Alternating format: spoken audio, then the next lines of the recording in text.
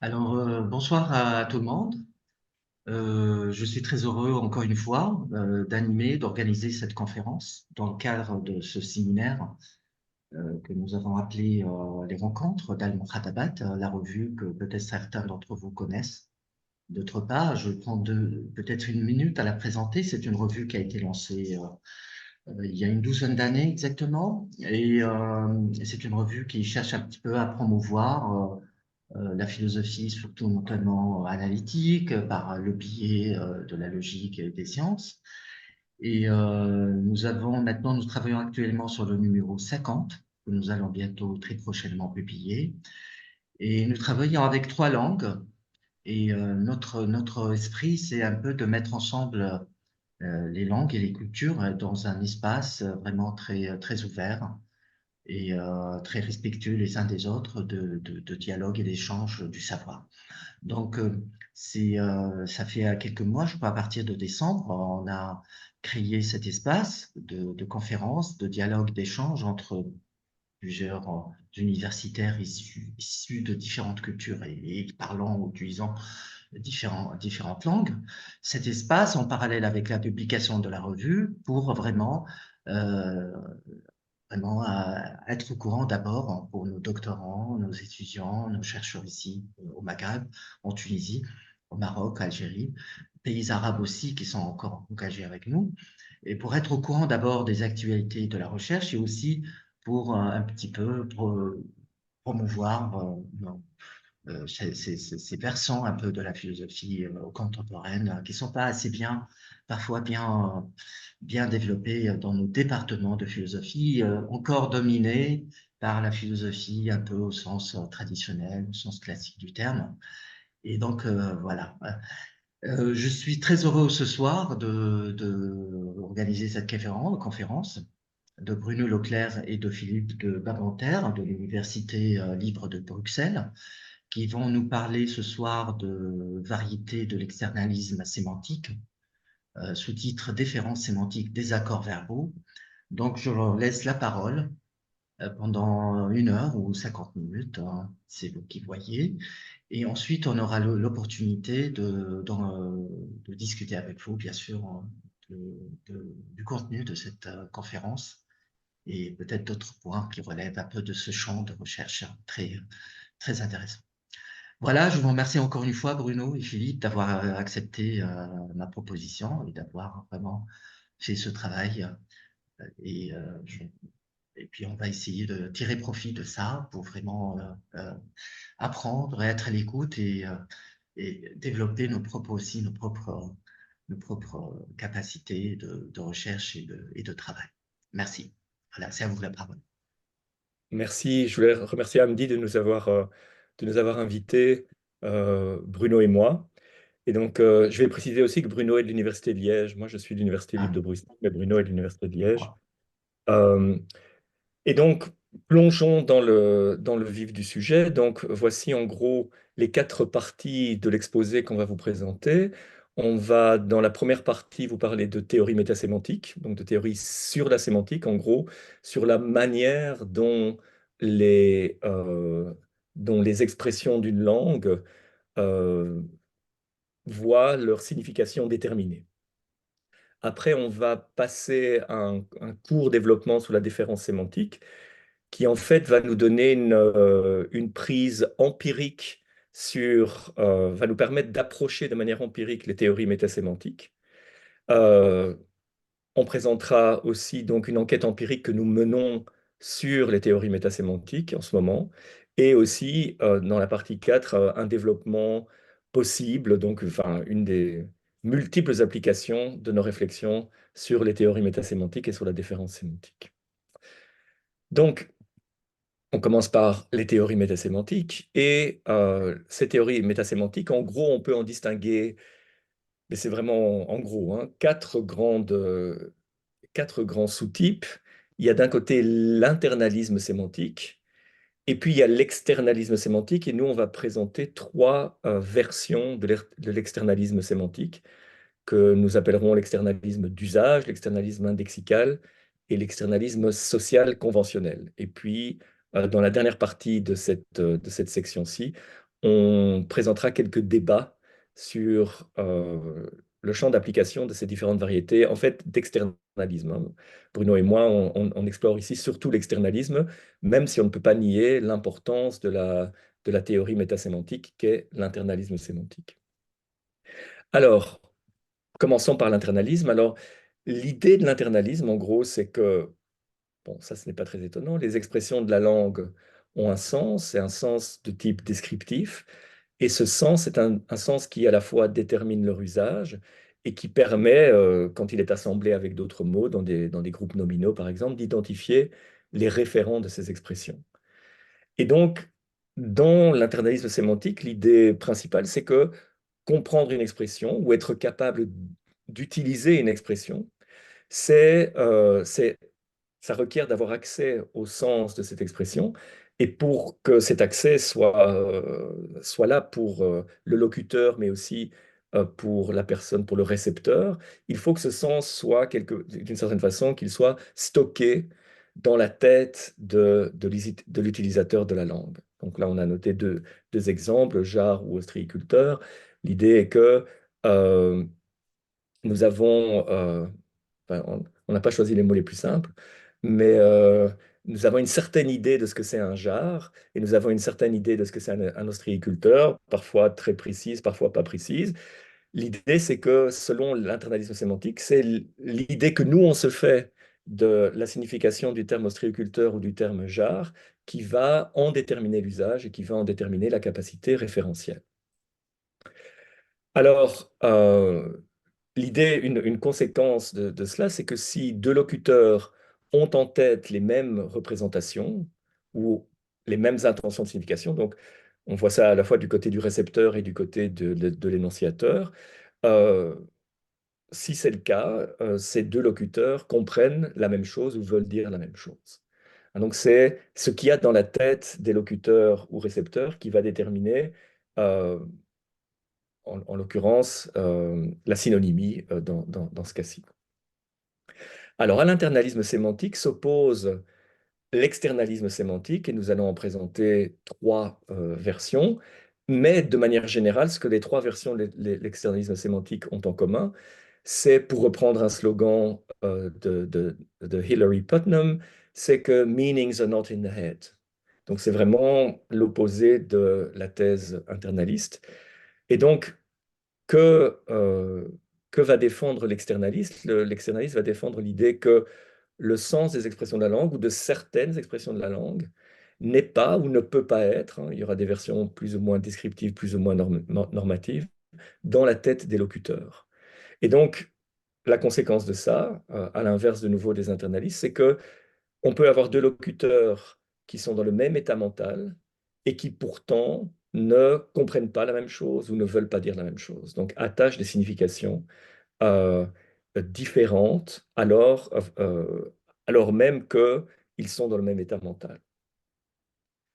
Hein, et l'idée aussi, une des raisons pour les intuitions de l'externalisme, c'est que il faut reconnaître que dans les langues, même des locuteurs très compétents utilisent régulièrement des mots sans en maîtriser complètement le sens. Alors, première catégorie de l'externalisme sémantique, l'externalisme d'usage. Et là, on vous donne deux noms, Ludwig Wittgenstein et Paul Horwich. On ne dit pas que ce qu'on présente par la suite, c'est exactement les vues de Wittgenstein ou de Horwich ou des deux, mais disons qu'on considère que Wittgenstein et Horwich sont deux bons représentants de cet externalisme d'usage. Donc, l'idée, c'est que, on l'a vu, comme tous les externalistes d'usage vont avancer que le sens des expressions ou de certaines expressions n'est pas dans la tête des locuteurs. Pourquoi n'est-il pas dans la tête des locuteurs? Parce qu'il réside dans l'usage de ces expressions, hein, et pas dans une définition descriptive, hein. Donc ça, c'est aussi une grosse différence avec l'internalisme. Il s'agit donc d'une thèse antipsychologiste, on n'est pas dans la tête des locuteurs, et aussi d'une certaine façon anti-idéaliste. Il n'y a pas une signification ultime de ces termes, c'est l'usage qui règle, qui régit la signification de ces termes, et l'usage peut changer. Euh, encore corrélairement, je suis désolé, je suis un peu malade et donc ça c'est mon excuse pour ce soir. De manière, bon, j'arrive pas à trouver le bon mot ce soir. En corrélation avec ce que je viens de dire, il y a cette idée que apprendre la signification d'un mot, c'est pas apprendre une définition, c'est apprendre à l'utiliser correctement. C'est se fondre dans la pratique de la communauté linguistique. Un exemple paradigmatique qui a été discuté là, notamment par Wittgenstein, c'est l'exemple du jeu, enfin du mot jeu, hein, pour lequel, selon Wittgenstein, il n'y a pas de définition unifiante, mais il y a une famille d'usages. Et cette famille d'usages, c'est quelque chose que les locuteurs ne peuvent pas avoir dans la tête, hein. Et notamment si on fait l'expérience. Donc, une façon de montrer ça, c'est de faire des expériences de pensée. Pour chacun des types d'externalisme-là, on présentera très brièvement une expérience de pensée. Donc, si on prend deux locuteurs appartenant à des communautés linguistiques différentes, disons des locuteurs du français en 1700 et en 2000, il est tout à fait possible, on peut imaginer, on postule qu'ils ont les mêmes représentations sur ce qu'est le jeu et sur la signification du mot jeu. Et néanmoins, ils utilisent le mot jeu dans des sens différents. Pourquoi? Parce que ce ne sont pas les représentations mentales qu'ils en ont qui déterminent la capacité référentielle et l'usage de ce terme, c'est la manière dont le terme est utilisé dans la communauté linguistique. On passe à une deuxième version de l'externalisme, c'est ce que nous avons appelé l'externalisme indexical. Deux figures tutélaires de l'externalisme indexical pourraient être Saul Kripke et Hilary Putnam. Donc, de nouveau, l'idée est que le sens des expressions n'est pas dans la tête des locuteurs, mais cette fois-ci, la raison en est que ce sens réside dans la nature même des référents. De nouveau, pas dans une définition descriptive, mais ici, c'est pas dans les pratiques de la communauté linguistique, c'est dans la nature même des référents. Alors, les termes qui ont été typiquement discutés et qui ont été pris pour exemple par les externalistes indexicaux sont les termes d'espèces naturelles, qui en gros sont dits se comporter comme des noms propres, c'est-à-dire qu'ils sont directement référentiels. Ils n'ont pas en soi une signification, en tout cas pas une signification qui détermine l'extension du terme. Et l'idée est aussi ici que il y a une scène baptismale pour la détermination de la signification de ces termes. En gros, il y a un moment où un ensemble d'élocuteurs euh, réalise un acte d'ostension, par exemple en montrant une étendue d'eau et décide de l'appeler eau. Alors bien sûr, les choses ne se passent pas nécessairement exactement comme ça, mais on comprend l'idée que les premières occurrences du mot ont été des tentatives de capturer des substances dans la nature ou des objets dans la nature. Et c'est la substance ou l'objet dont on peut ne pas connaître la structure interne, par exemple. Et donc, on peut être totalement incapable de définir convenablement. Pensons à l'eau. Jusqu'en 1750, on ne savait pas que l'eau était du H2O. Donc, mais néanmoins, parce que euh, on visait cette substance-là lors de cet acte d'ostension baptismale, c'est le référent de ce jour-là qui va, par une chaîne, continuer à déterminer l'extension du terme. L'exemple, ben, je l'ai déjà utilisé, l'exemple paradigmatique de l'eau. Donc, pas de définition, mais directement des référents. Alors, de nouveau, les locuteurs ne peuvent pas avoir ce sens dans la tête selon les externalismes indexicaux. On peut le montrer, enfin en tout cas, on propose de le montrer en réalisant une expérience de pensée typique qui oppose la Terre et Terre jumelle, qui est identique en presque tout point. Et on a sur cette Terre et sur la Terre jumelle, on a Oscar de la Terre et Oscar Terre jumelle qui ont la même expérience d'une substance qu'ils appellent l'eau. Ils la boivent, ils s'y baignent, elle coule des montagnes, que sais-je. Mais en réalité, l'eau sur la Terre correspond à de l'H2O, sur Terre jumelle correspond à du XYZ. Et donc, en dépit du fait que Oscar sur la Terre et Oscar Terre jumelle ont les mêmes représentations mentales, leur utilisation du mot eux renvoie à des référents complètement différents. Le troisième type d'externalisme que nous distinguons, c'est l'externalisme social conventionnel. Un représentant, un excellent représentant de cette version de l'externalisme pourrait être Tyler Budge, en particulier le Tyler Budge de Individualism and the Mental, un gros article de 1979. Euh, je dis ça parce que Budge a adapté sa pensée, il a continué à y penser pendant très très longtemps, et donc on pourrait, quelqu'un, s'il y a un Birdien dans l'auditoire qui me dira oui, mais par la suite, rappelez-vous ce qu'il a fait de Sofa par la suite, etc. Bon, on est prêt évidemment à en discuter. Ici, on présente vraiment, on colle au plus près le Budge de 1979. Donc, de nouveau, en tant qu'externaliste, l'externaliste social conventionnel va dire que le sens n'est pas dans la tête des locuteurs. Pourquoi? Parce qu'il réside dans une définition savante qui est fixée par les experts pertinents pour le domaine auquel appartient le mot en question. Et c'est une définition savante que souvent les locuteurs ordinaires ne maîtrisent pas. Alors, l'exemple paradigmatique, c'est celui de l'arthrite, qui est beaucoup discuté par Burge dans cet article de 79, mais il y a aussi l'exemple du contrat qu'il développe. Et pourquoi les locuteurs n'ont pas ce sens dans la tête? Disons beaucoup de locuteurs, puisque quelques-uns, les experts qui sont chargés de fixer les définitions, bien sûr, ont ce sens dans la tête, mais la plus grande partie de la communauté linguistique ne l'a pas. Euh, Imaginons deux locuteurs qui appartiennent à des communautés linguistiques différentes. Ils peuvent avoir les mêmes représentations et néanmoins utiliser le mot arthrite ou le mot contrat dans des sens différents, simplement parce que les experts de la communauté à laquelle ils appartiennent n'ont pas défini le terme de la même façon.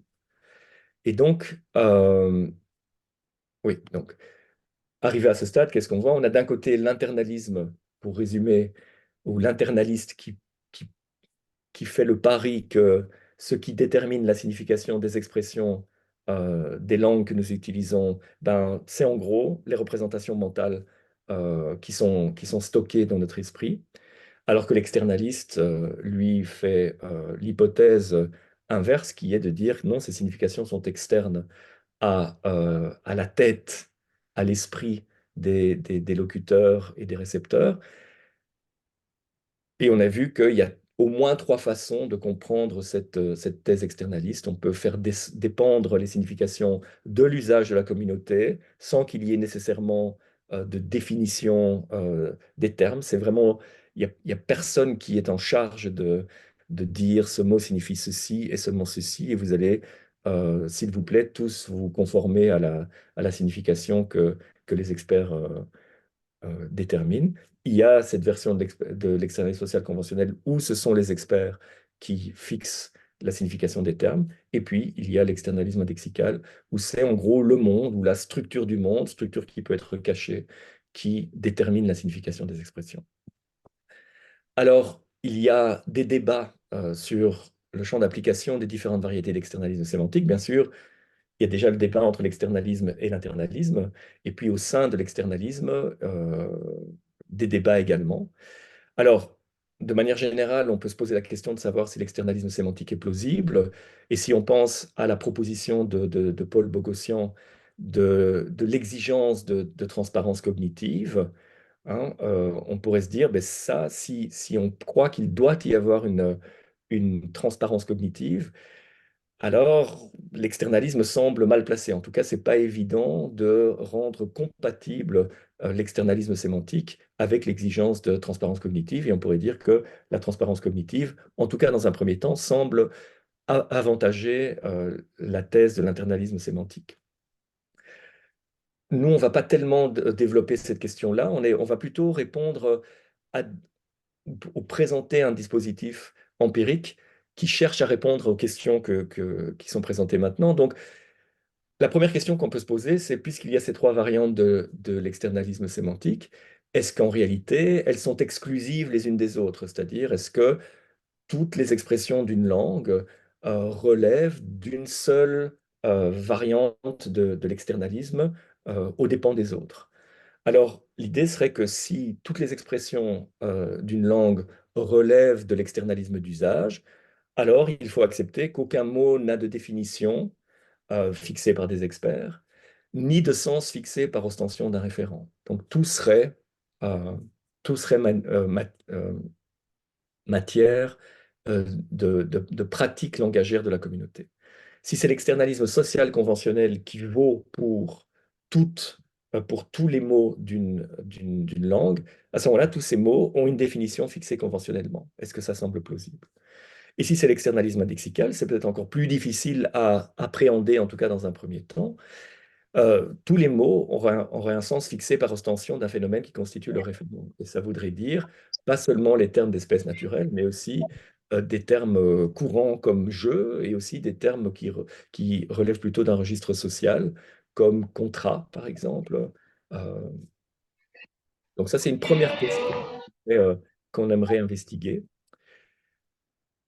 On peut approcher les choses d'un autre angle et se demander si en fait, bon, ben, plutôt que d'avoir une situation où un seul type d'externalisme s'applique à toutes les expressions d'une langue, on aurait une espèce de partage des tâches avec certains mots qui relèveraient d'un certain type d'externalisme. On l'a vu dans les exemples, il y a une sorte de tendance qui va en ce sens. Les mots de la langue ordinaire sont généralement utilisés pour exemplifier l'externalisme d'usage. Les mots des sciences naturelles pour exemplifier l'externalisme indexical. Les mots des sciences sociales pour exemplifier l'externalisme social conventionnel. Mais arthrite, qui est un mot qui relève sans doute des sciences naturelles, selon Burge 79, est un terme qui relève de l'externalisme conventionnel. À l'inverse, Putnam, dans The Meaning of Meaning, argumente que même un mot comme crayon pourrait relever de l'externalisme indexical, c'est-à-dire qu'il y avait une espèce de cérémonie baptismale. On a appelé crayon ce genre d'objet. Euh, et, donc, il y a eu un acte d'ostension, comme par rapport à l'eau ou l'or ou toute autre substance naturelle. Et puis, il y a la discussion de la démocratie dans l'article de Schroeter et Schroeter en 2014, où il penche plutôt, donc, non pas vers l'externalisme social conventionnel, mais vers l'externalisme, enfin une certaine version de l'externalisme d'usage. Alors, il y a ces questions. Donc, il n'y a bien sûr pas un accord très clair. C'est des questions qui sont très théoriques, qui sont en général euh, discutées à coup d'expériences de pensée. Bien sûr, les expériences de pensée sont extrêmement valables et extrêmement porteuses d'intuition et de compréhension. Mais avec Bruno, on s'était dit que ce serait utile d'essayer d'avoir une prise empirique sur les théories métasémantiques. Et donc, évidemment, je veux dire, c'est pas un choix innocent. Ça veut dire que on pense que la validité des propositions métasémantiques peut être dépendante de faits empiriques. Et la manière dont on va essayer d'approcher ces faits empiriques, c'est via la déférence sémantique. Alors, c'est quoi cette idée de déférence sémantique? En gros, euh, c'est l'idée que les locuteurs d'une langue ne sont pas des Humpty Dumpty. Donc les Humpty Dumpty, comme dans Alice au pays des merveilles, c'est ce personnage qui dit les mots signifient ce que je veux que les mots signifient. Et donc on se dit, ben, en gros, la plupart des locuteurs d'une langue ne sont pas des Humpty Dumpty. Ils entendent utiliser les termes de la langue de la même façon que les autres membres de leur communauté linguistique, et ils ont tendance à déférer à leur communauté linguistique pour donc ce qui est de la signification des mots qu'ils emploient. Et on fait l'hypothèse aussi, mais on pense qu'elle est empiriquement vérifiée et de toute façon vérifiable, que les locuteurs, en tout cas certains locuteurs, acceptent volontiers de se corriger s'il s'avère que la compréhension qu'eux-mêmes ont de certains termes de la langue ne coïncide pas avec le sens collectivement admis par la communauté. On va directement illustrer ça avec un exemple. Donc, on va distinguer trois types de déférences qui sont chacun, si on veut, on pourrait les voir comme le soubassement d'une théorie métasémantique. Si on observe qu'il y a déférence aux experts, on pourra dire ça, c'est un argument, en tout cas pour tel et tel mot, ou pour tous les mots, ça c'est à voir. C'est un argument en faveur de l'externalisme social conventionnel. Si on voit qu'il y a différence aux pratiques de la communauté langagière, c'est un argument en faveur de l'externalisme d'usage. S'il y a différence à la nature, chose qu'il faudra un peu expliquer, un peu clarifier, alors ce sera un argument en faveur de l'externalisme indexical, pardon. Déférence aux experts. Sans doute certains d'entre vous sont familiers de cet exemple dans la littérature. Donc ça vient de Burge, Individualism and the Mental. On a un personnage qui dit à tort qu'il a de l'arthrite dans la cuisse. Et donc il va voir le médecin, il dit qu'il a l'arthrite dans la cuisse. Le médecin lui dit qu'il ne peut pas avoir d'arthrite dans la cuisse parce que ben, l'arthrite, c'est une inflammation des articulations et pas des muscles. Et donc, ben, dans la cuisse, il n'y a pas d'articulation. Et la réaction du locuteur en question, ce n'est pas de dire, ben moi, pour moi, arthrite signifie autre chose, et donc, puisque pour moi, ça signifie autre chose, ben, ce que j'ai dit sur l'arthrite dans ma cuisse, c'est vrai. Hein, non, au contraire, en tout cas, selon Burge, l'idée, c'est que le locuteur va concéder qu'il maîtrisait mal le sens du mot arthrite, et va donc réviser sa compréhension du terme, va accepter qu'il n'a pas d'arthrite dans la cuisse. Donc, on peut représenter ça. Ici, on a fait appel à une proposition de François Recanati dans les années 90 sur ce qu'il a appelé l'opérateur différentiel. Donc, on peut représenter ça de la manière suivante. On peut se dire que s'il y a différence aux experts, ce n'est pas la signification qu'un locuteur a dans la tête qui va faire une contribution aux conditions de vérité des énoncés produits par ce locuteur, mais ce sera la définition des experts. Et donc, un exemple que présente François Recanati, c'est la prose de Cicéron. On a mis Cicéron, c'est Cicéron ou Cicéron? Je ne me rappelle plus maintenant. La prose de Cicéron est pleine de synecdoques, et admettons que le locuteur qui dit ça ben, n'est pas très féru de figures de discours, et sait vaguement que le synecdoque est une figure de discours, comme il sait que la métaphore est une figure de discours. Il n'en sait pas nécessairement plus, mais il a entendu dire par un spécialiste que la prose de Cicéron était pleine de synecdoques. Il le répète. La signification qui va dans les conditions de vérité, la signification de synecdoque, c'est pas ce que le locuteur se fait comme idée, selon en tout cas la proposition ici, s'il y a différence aux experts, c'est la signification que les experts attribuent au mot synecdoque. Donc, si dans la tête du locuteur, synecdoque, c'est juste figure de style, euh, à ce moment-là, la prose de Cicéron est pleine de synecdoques, serait vraie, donc ce serait pleine de figures de style, et admettons qu'il n'y ait pas de synecdoque dans la prose de Cicéron, mais qu'il y ait que des métaphores, la phrase serait vraie quand même. Hein. Et donc l'intuition est ici que la phrase n'est vraie que s'il y a vraiment des synecdoques telles que définies par les experts.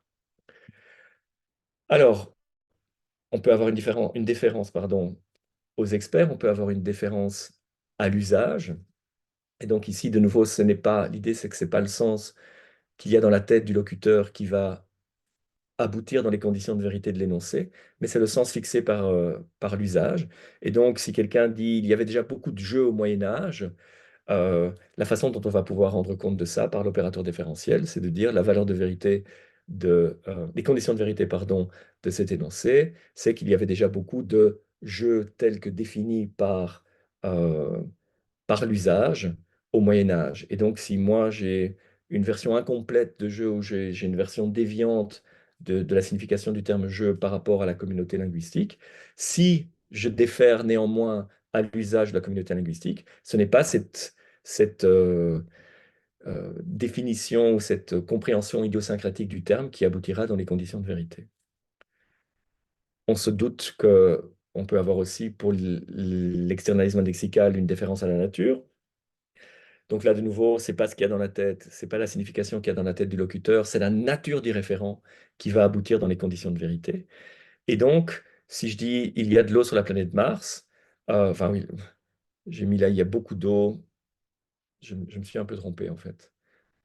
Mais ça n'a pas d'importance, c'est parce que j'étais ennuyé avec les apostrophes devant mais j'ai pas, j'ai oublié de faire ça, désolé. Donc, il y a beaucoup d'eau sur la planète Mars. L'idée, c'est que je sache que l'eau, c'est de l'H2O ou pas. En tout cas, si je suis, admettons, Oscar, qui vient de la Terre et par Oscar Terre Jumelle. Ce que je veux dire quand je dis il y a beaucoup d'eau sur la Terre, sur la planète Mars, c'est il y a beaucoup de la substance qui, lors de l'acte d'ostension originel, avait été ciblée. Et donc ce serait en l'occurrence du H2O. Mais s'il s'agit d'un énoncé qui est prononcé par Toscar, Oscar de Terre Jumelle, il y a beaucoup d'eau sur la planète Mars, ça signifiera il y a beaucoup de XYZ, de substances, de structures chimiques XYZ sur la planète Mars. Alors, on se rend compte évidemment la différence à la nature, c'est un peu bizarre parce que déférer, c'est pas quelque chose qu'on fait à la nature d'ordinaire, on défère à des êtres humains plutôt que la nature. Et donc, il y a une façon, si on veut, qui nous permet d'approcher cette idée de déférence à la nature via, euh, via l'idée que finalement, de manière équivalente à il y a beaucoup d'eau déterminée par la nature sur la planète Mars, il y a beaucoup d'eau telle que déterminée par les baptiseurs du terme, les personnes responsables de l'acte d'ostension. Et on verra quand Bruno, dans une minute, va commencer à vous présenter la partie de notre enquête empirique, euh, on verra qu'on peut essayer, on peut se dire la chose suivante, on peut se dire que les scientifiques, hein, en l'occurrence pour l'eau, donc ce seront des chimistes et des physiciens, je suppose, euh, vont, sont chargés non pas de donner la définition du terme eau, mais d'essayer d'en produire la description, d'en rendre compte de la manière la plus précise, d'une manière qui pourrait être, à l'avenir, on pourrait arriver à un moment à une description de cette substance qui soit en fait, qui soit parfaitement en accord avec ce qu'est cette substance dans la nature, c'est-à-dire qui soit une représentation parfaite de sa structure. Et donc, même si la troisième version ici, il y a beaucoup d'eau telle que déterminée par les scientifiques, il ne s'agit pas des experts qui fixent des définitions ici, hein. Il s'agit d'experts qui essayent d'approcher au plus la nature du phénomène en question, là en l'occurrence une substance. Et donc, on peut se dire que cette troisième version est une version qui est utile parce qu'il y a différence à des êtres humains et qui va nous être utile quand on va essayer de tester les intuitions des locuteurs sur les différents types de différences. Oui, bon, ben ça, je vais passer parce qu'en fait, je me rends compte que c'est en gros ce que je viens de dire. Et ceci me donne le grand plaisir de passer la main à mon cher collègue Bruno Leclerc. Oui, je vais donc poursuivre sur la base de ce que Philippe de Brabanter a dit. Donc, vous voyez que ce que nous avons fait pour l'instant, donc nous travaillons sur ce sujet depuis 5-6 ans, nous avons d'abord essayé de bien clarifier la notion d'externalisme sémantique et de distinguer trois variétés de l'externalisme qui étaient parfois pas bien distinguées dans la littérature. Et donc, ça, c'est un premier travail théorique. Un deuxième travail théorique, c'était de lier cette notion d'externalisme sémantique à la notion de la déférence et de montrer qu'en fait, chacun des types d'externalisme sémantique que nous avions distingués correspondait à un type de déférence sémantique assez distinct. La déférence à l'usage de l'ensemble de la communauté, on voit ce que ça veut dire, c'est je considère que la manière dont la communauté utilise le sens du mot en général prime sur ma compréhension du mot. Et si j'utilise le mot d'une manière qui n'est pas conforme à cet usage collectif, j'accepte de me corriger, c'est l'idée de déférence, hein. J'accepte que c'est quand même l'usage qui fait autorité et j'accepte de me corriger. C'est eux qui ont raison, c'est la pratique en général qui a raison, même si moi j'avais mal compris le sens du mot. Et puis alors, on a deux types de différences, vous voyez, à des experts, mais c'est ce sur quoi Philippe vient d'insister, des différences assez différentes. Il y a une différence qui dit, c'est aux experts à fixer le sens du mot comme ils le veulent. C'est-à-dire que, en gros, si les juristes disent qu'un contrat suppose une signature ou suppose un témoin, etc., eh bien, je m'en réfère à eux, c'est eux qui font autorité. Et s'ils changent de définition, ben, je m'adapterai. Et un autre type de différence qui dit non, ce qui compte, c'est la nature des référents. Nous utilisons le mot eau pour parler d'un certain type de phénomène naturel. Et je fais confiance à des scientifiques pour étudier la nature de ce référent, mais ils ne peuvent pas du tout le définir conventionnellement comme ils le veulent. Je leur fais confiance que dans la mesure où ils se sont donné des méthodes pour étudier rigoureusement ce qu'est la nature de ce référent. Et à vrai dire, je fais même encore plus confiance aux scientifiques futurs qu'aux scientifiques actuels à cet égard. Ils vont encore améliorer notre état de la connaissance de ce référent, de sorte que si j'apprends que des découvertes scientifiques sont en cours et vont nous éclairer sur la nature de ce référent, elles comptent au moins autant que ce que disent les scientifiques actuels. Ce qui n'est pas, vous voyez bien la différence. Hein. Dans le cas où je fais confiance à la définition des experts, peu importe, c'est eux qui décident, mais alors dans ce cas-là, je dis, si aujourd'hui ce qui compte, c'est la définition que les juristes donnent du mot contrat, c'est ça qui compte aujourd'hui. S'ils changent de définition dans le futur, c'est ce qui comptera demain, mais ça ne compte pas aujourd'hui. Tandis que dans la conception où c'est la référence aux scientifiques, parce qu'ils étudient la nature du référent, là je dis, je fais confiance aux experts scientifiques actuels parce que ceux qui, pour l'instant, me donnent la meilleure connaissance de la nature de ce référent, mais à vrai dire, comptent déjà aujourd'hui ce qui pourrait être découvert dans le futur. Et donc, ce n'est pas un changement du sens du mot qui va arriver dans le futur, c'est une meilleure connaissance de la nature du même référent qui est déjà celui que je vise aujourd'hui. Voilà un petit peu ce que nous avons fait jusqu'à présent. Alors, qu'est-ce que nous avons essayé de faire dans un troisième temps? Nous avons essayé d'éclairer un peu les débats dont Philippe vous a parlé à la fin de sa première partie, première section, les débats qui sont des débats théoriques aujourd'hui entre des gens qui disent cette forme d'externalisme sémantique vaut pour tous les mots, ou bien au contraire, cette forme vaut pour certains mots, cette autre forme d'externalisme sémantique vaut pour d'autres mots, etc. Et il n'y a pas d'accord entre eux, et ils se disputent avec des arguments a priori, et nous sommes dit, est-ce que ce ne serait pas utile d'essayer d'alimenter ces débats en essayant de voir ce qu'en pensent les locuteurs quotidiens? Et notamment parce que c'est difficile évidemment de savoir de quelle catégorie un mot relève sur base d'arguments exclusivement a priori. Par contre, identifier la manière dont les locuteurs individuels diffèrent, à quelle autorité ils font confiance, ça c'est quelque chose qu'on peut tester empiriquement. Et on ne prétend pas trancher entièrement les débats en allant interroger le locuteur individuel, mais on pourrait au moins alimenter les débats par des données empiriques sur comment les locuteurs conçoivent les choses. Philippe, si tu peux changer de dire, voilà. Alors évidemment, l'idée, certains pourraient objecter à notre projet en disant ce que pense le locuteur ordinaire n'a pas d'importance, ils peuvent se tromper, il faut mieux faire confiance aux philosophes. Les philosophes ont des intuitions plus fiables à cet égard. Et il y a tout un débat aujourd'hui sur l'experimental philosophie. Est-ce qu'il faut davantage faire confiance aux intuitions des locuteurs ordinaires ou davantage intuition aux philosophes?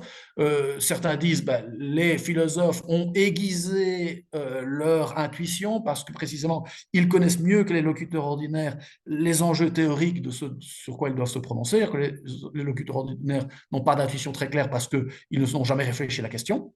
Et donc, ceux qui disent c'est les philosophes qui doivent ranger la question, et ceux qui disent non, mais au contraire, les philosophes, ils ont des biais cognitifs du fait qu'ils ont éduqué leur intuition, qui est pleine déjà de présupposés théoriques, etc., parce qu'ils ont déjà pensé ces termes en termes théoriques, alors que les intuitions sont plus spontanées, les locuteurs quotidiens sont plus spontanés dans leur intuition. Alors, nous, on ne veut pas trancher ces questions-là, on n'a pas de position générale sur l'experimental philosophie, mais on se dit que dans ce cas-ci, c'est utile d'aller voir les intuitions du locuteur, tout simplement parce que l'externalisme sémantique n'a pas simplement pour symptôme le fait que les gens vont faire confiance à certaines autorités que d'autres, mais plutôt sans doute la conséquence du fait que les locuteurs font confiance à certaines autorités plutôt que d'autres. En gros, c'est parce que le mot « haut », c'est parce que pour le mot « haut », la plupart des locuteurs font confiance à la chimie, aux chimistes, que le mot est un terme d'espèce naturelle, alors qu'ils ne font pas confiance, la plupart des locuteurs, à une catégorie particulière de scientifiques pour le mot jeu. Et c'est pour ça que le mot jeu n'est pas un terme d'espèce naturelle. Et pas l'inverse. C'est pas parce que le mot eau est un terme d'espèce naturelle que les gens font confiance aux chimistes, et parce que le mot jeu n'est pas un terme d'espèce naturelle que les gens ne font pas confiance à des scientifiques de ce domaine. C'est plutôt l'inverse. Ils ont d'abord un certain usage avec certains mots, et ça a des conséquences alors sur de quelle catégorie le mot relève. Philippe? Alors, donc vous voyez, notre idée, c'est aux différents types de différences correspondent, disons, des vues métasémantiques que peuvent avoir les locuteurs. Ce sont des vues inconscientes, donc ce ne sont pas des théories. La plupart des locuteurs n'ont pas de théorie métasémantique, ils n'ont pas été formés à ça, mais ils ont des vues métasémantiques inconscientes qui se traduisent par leur comportement différentiel. S'ils font davantage confiance à une définition expert actuelle, c'est qu'ils ont des vues d'externalisme social conventionnel. Font d'abord davantage confiance à la pratique collective dans son ensemble, c'est qu'ils ont des vues correspondant à l'externalisme d'usage. S'ils font davantage confiance aux experts scientifiques futurs qui parlent de la nature du référent, c'est qu'ils font confiance à l'externalisme indexical. Philippe? Alors, qu'est-ce que nous avons fait? Nous avons mené une enquête, et on doit bien dire pour l'instant, elle n'a pas donné tous les résultats encore qu'on fait, c'est une première manière de tester ce dispositif. Nous avons mené une enquête en ligne sur des locuteurs ordinaires, plusieurs centaines d'entre eux, hein, mais qui sont en fait, vous allez le voir, nos étudiants, de sorte que ce n'est pas un public tout à fait représentatif, on pourra dire que c'est un biais méthodologique, mais ce n'est pas grave, c'était une première manière de tester le dispositif. Et à propos de 16 mots. Alors, là, voici la liste des 16 mots. Vous voyez, oiseau, poisson, fruits, eau, or, et vous voyez bien que ça, ce sont typiquement des termes qu'on pourrait considérer comme termes d'espèces naturelles. Eau et or, ce sont des termes qui sont typiquement classés dans la littérature comme des termes d'espèces naturelles.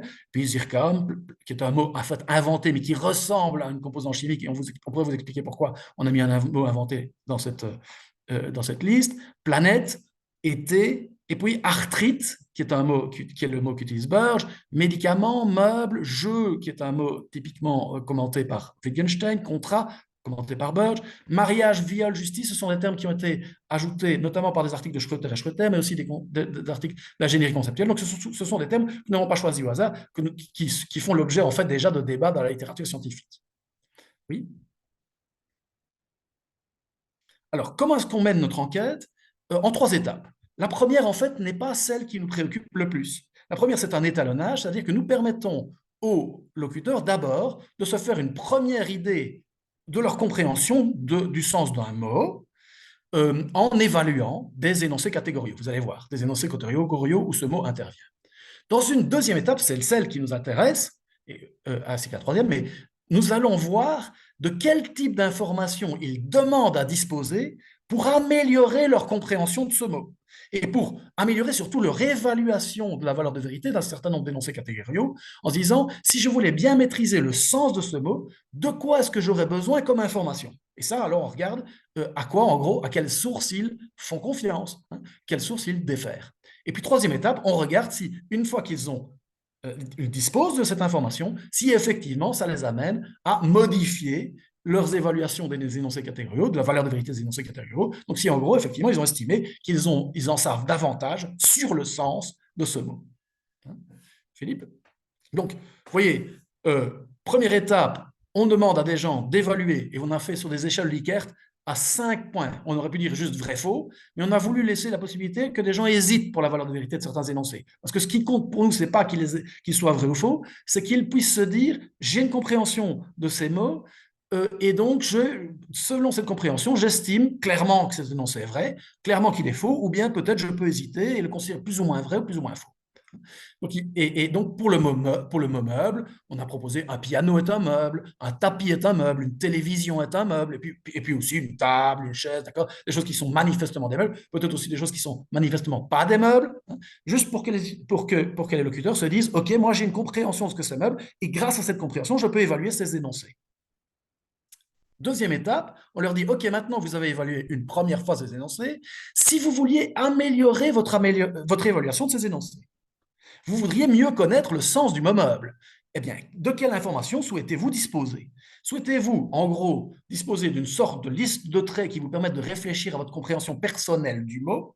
Et on se dit que si quelqu'un dit « moi, je veux réfléchir essentiellement à mes propres critères », mais en fait, il a une vue inconsciente, mais internaliste à cet égard. C'est-à-dire qu'il considère que c'est sa compréhension personnelle qui compte. Et tout ce qu'il ne veut pas avoir d'informations sur ce que pensent les experts, pas ce qu'est l'usage de la communauté, pas sur la nature du référent. Ce qu'il veut savoir, c'est moi, quelle est ma compréhension personnelle? J'ai envie que vous m'aidiez à réfléchir sur ma compréhension personnelle.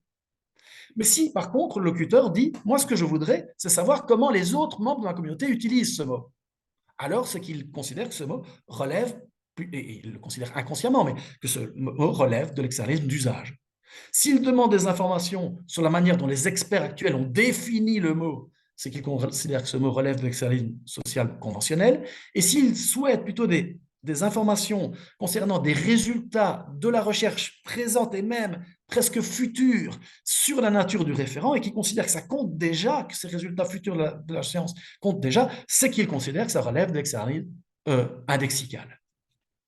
Alors, ensuite, évidemment, les participants peuvent réévaluer la valeur de vérité des énoncés et on voit si l'information qu'ils ont reçue pèse sur leur évaluation. Alors, un exemple très vite, on va le passer assez vite, Philippe. Donc, le mot « eau », vous voyez bien, on a toutes sortes d'énoncés où le mot « eau » apparaît comme prédicat, si vous voulez l'énoncer, c'est un énoncé catégorial, et ils doivent évaluer la neige et de l'eau, la vapeur et de l'eau, enfin, bon, d'accord, toute une série d'énoncés. Et puis, ça, c'est la première étape, ils se font une première opinion, et puis, deuxième étape qui compte, de quelle information souhaiteriez-vous pour pouvoir disposer, pour pouvoir affiner vos réponses?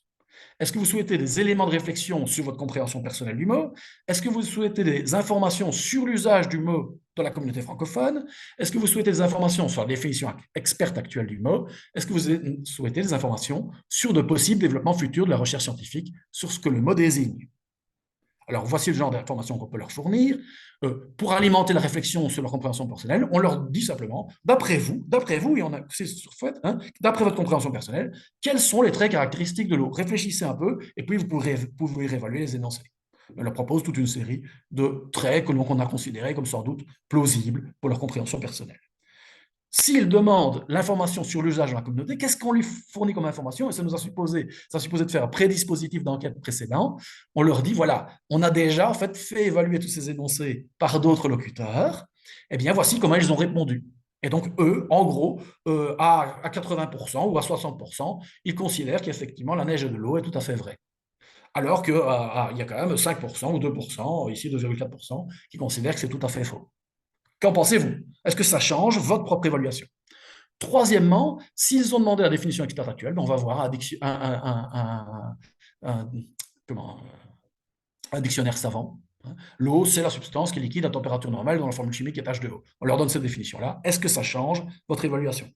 Et enfin, et là on a dû créer un peu des scénarios particuliers, on essaie de leur dire, et si on vous donnait des informations sur des développements de la science qui pourraient modifier la définition actuelle? En gros, voici ce qu'on propose, ce genre de scénario. La science progresse, des recherches universitaires de pointe mettent en question la définition actuellement admise pour le mot eau, et en 2050, vous voyez, dans une époque assez proche, ces recherches amènent à identifier que l'eau a une structure physique X, Y, Z, complexe, dont H2O n'est en fait qu'une description approximative. De sorte qu'il faudrait en fait distinguer les molécules d'H2O regroupées en liquide, qui ont la structure X, Y, Z et qui sont vraiment de l'eau, de celles qui, regroupées en gaz ou en solide, n'ont pas en fait cette structure X, Y, Z et ne sont pas vraiment de l'eau. Alors, et si vous saviez ça, si vous saviez qu'en fait, il y a des raisons scientifiques de distinguer X, Y, Z de H2O et que c'est seulement X, Y, Z qu'on devrait appeler de l'eau, etc. En gros, dans l'état liquide, oui, c'est de l'eau, mais l'état solide et gazide, ce n'est pas vraiment de l'eau. Est-ce que ça vous amène à vous changer votre évaluation de la neige et de l'eau?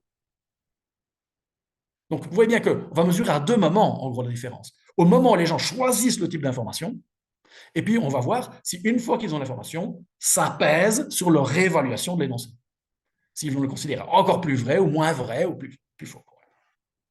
Voilà un peu notre enquête empirique. Et on pourrait parler un petit peu de quelques résultats qu'on a reçus, mais sachant que nous ne considérons pas du tout que ce sont des résultats qui sont significatifs, d'abord parce que les gens sur lesquels nous avons réalisé cette enquête sont un groupe non représentatif de l'ensemble de la population francophone, et puis par ailleurs parce que nous n'avons encore pour l'instant que des résultats un peu évocateurs, intéressants, mais qu'il faudrait certainement, disons, consolider avant de pouvoir les publier. Alors ça, c'est ce que nous avons fait, et vous voyez, ce que nous aimerions discuter avec vous, c'est surtout le dispositif. Hein. Et puis l'intérêt même d'étudier l'externalisme sémantique via la déférence. Alors l'autre chose que nous avons faite aussi, plus récemment, c'est se dire qu'à partir de cette variété des externalismes sémantiques que nous avons distingués, nous pourrions aussi faire une typologie des disputes verbales. Alors c'est quoi les disputes verbales? Ben, ce sont des disputes, si vous vous rappelez, la distinction disputes verbales et disputes substantielles. On appelle un désaccord substantiel un désaccord où des gens quand ils comprennent une phrase de la même façon, ne sont pas d'accord sur sa valeur de vérité. Donc, ils lui donnent le même sens, ils sont d'accord sur le sens de la phrase, mais ils ont des arguments l'un et l'autre, des convictions, des raisons l'un l'autre de le juger, l'un vrai, l'autre faux. Ça, c'est une dispute substantielle. Ils ne sont pas d'accord sur la valeur de vérité de l'énoncé, bien qu'ils la comprennent dans le même sens. Par contre, on dit généralement qu'il y a une dispute verbale, purement verbale, quand des gens semblent en désaccord, parce qu'ils n'évaluent pas la même phrase de la même façon, mais en fait, c'est parce qu'ils la comprennent de façon différente. Philippe, tu peux peut-être alors, tu peux encore passer la diapositive suivante.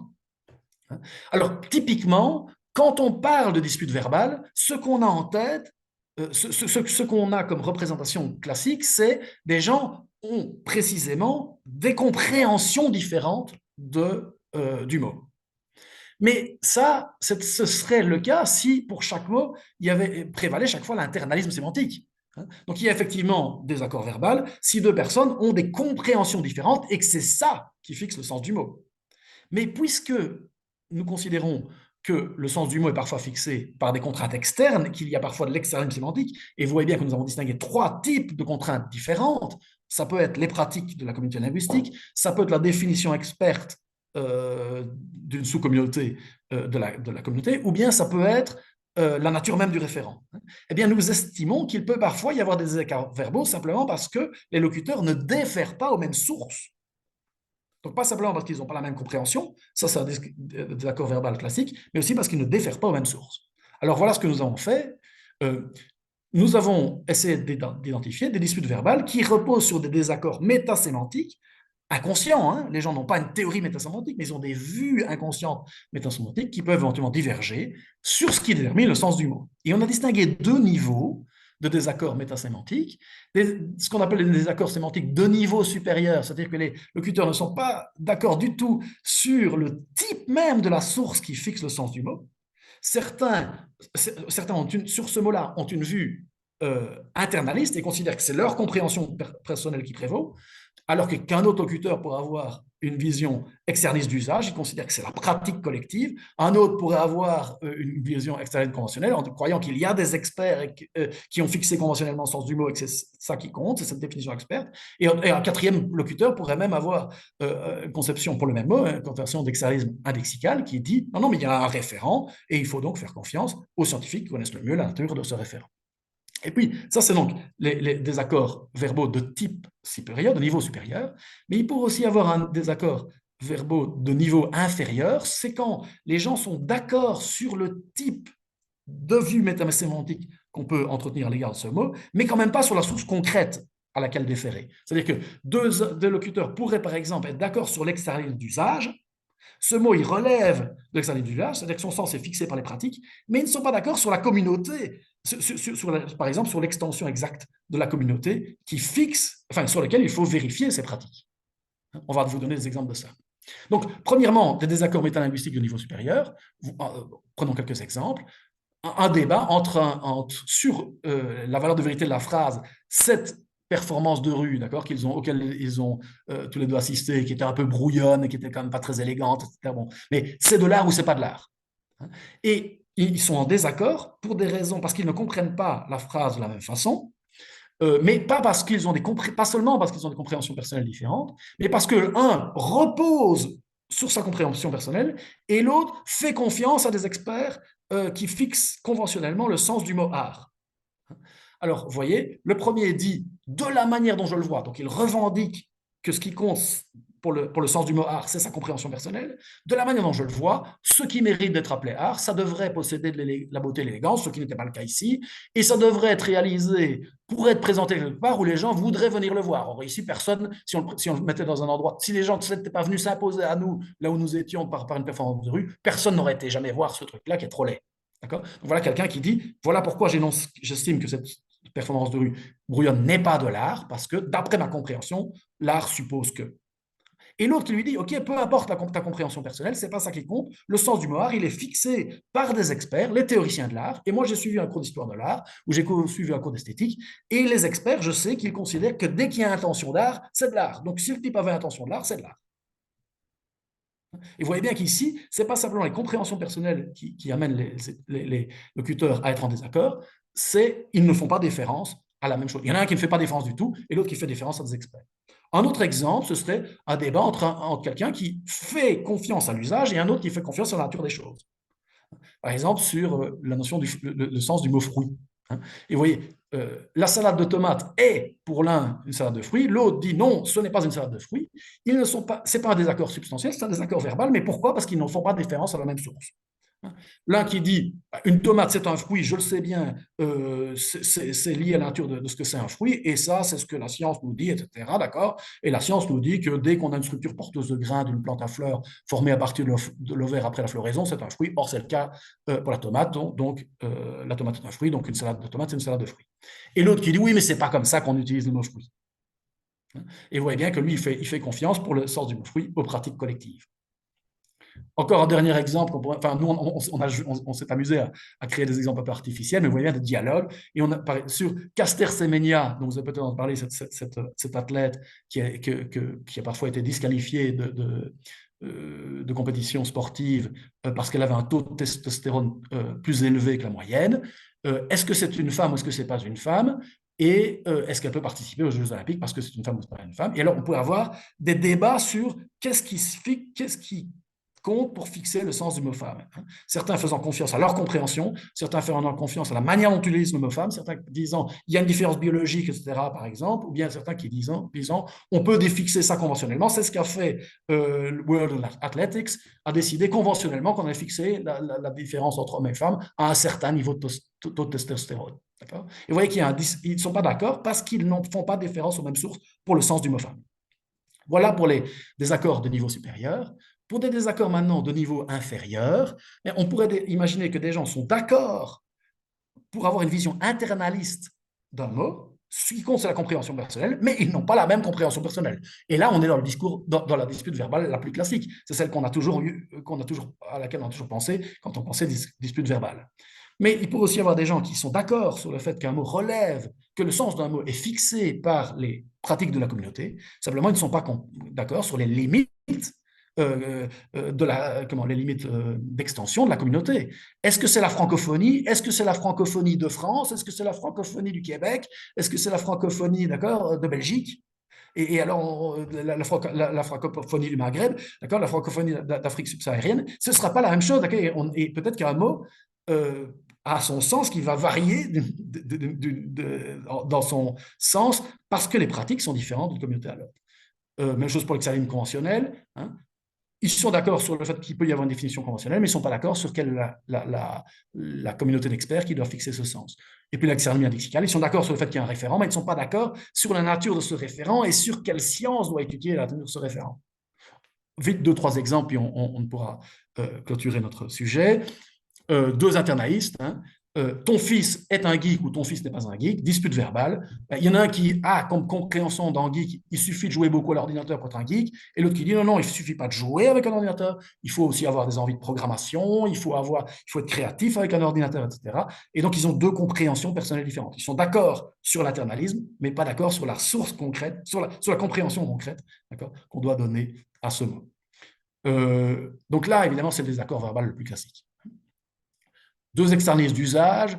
On avait en anglais utilisé le mot pants, qui n'a pas le même sens aux États-Unis et en Angleterre, mais vous savez en francophonie que le mot liqueur n'est pas utilisé par les Québécois de la même façon que par les Français, par exemple. Et donc, on pourrait imaginer des Français qui vivent au Québec, et il y en a qui dit « Je t'ai demandé de la liqueur et tu me sers une orangeade ». Ben oui, mais c'est ce qu'ils appellent liqueur ici, donc la communauté de référence qui compte, c'est le Québec, et l'autre qui dit « Oui, mais nous, on est Français, donc la communauté de référence qui compte, c'est la France ». D'accord. Donc, ils sont d'accord sur le fait que le mot liqueur à son sens fixé par les pratiques, mais ils ne sont pas d'accord sur quelle est la communauté de référence où on doit aller étudier ces pratiques.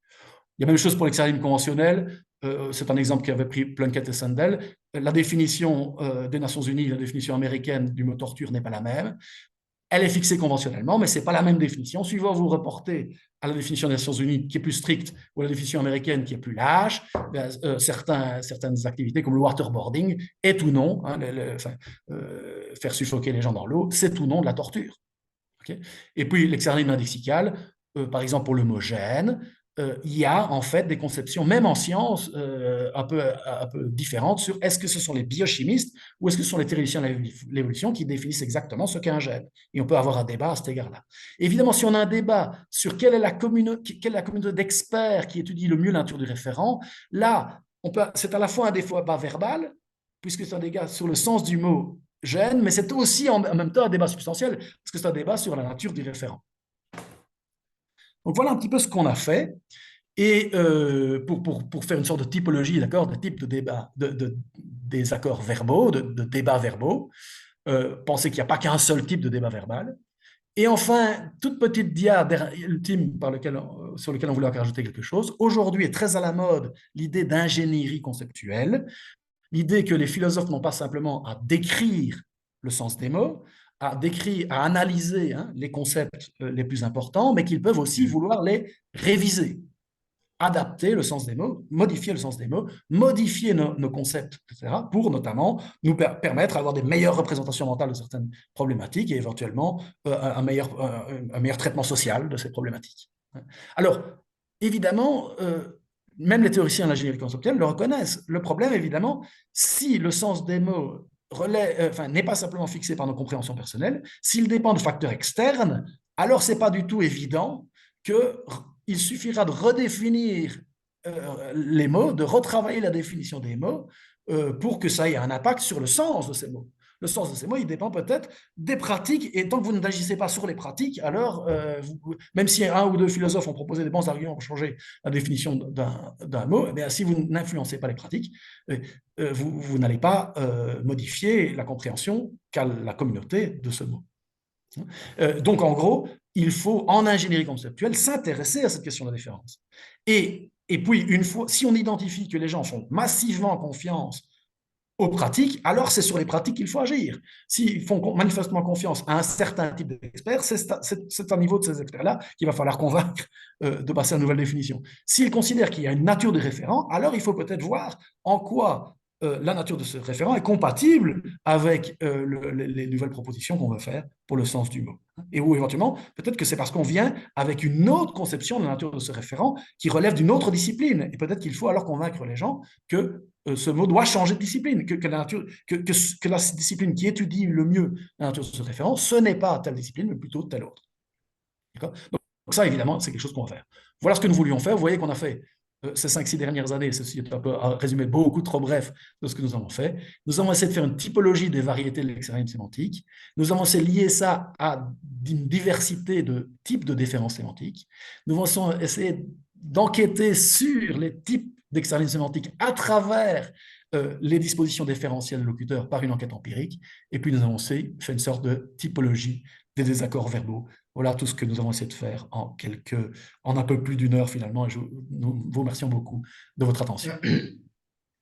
C'est nous qui vous remercions, Bruno et Philippe, parce que c'était vraiment très intéressant. C'était un point de vue vraiment en philosophie du langage et qui est tout à fait original et tout à fait aussi pratique, hein, et lié à la pratique, aux pratiques langagières, etc. Et je pense qu'il serait, enfin, dans d'autres sociétés qui sont impactées par d'autres cultures ou d'autres visions, on peut dire, du monde, peut-être votre travail serait très, très intéressant, très enrichissant.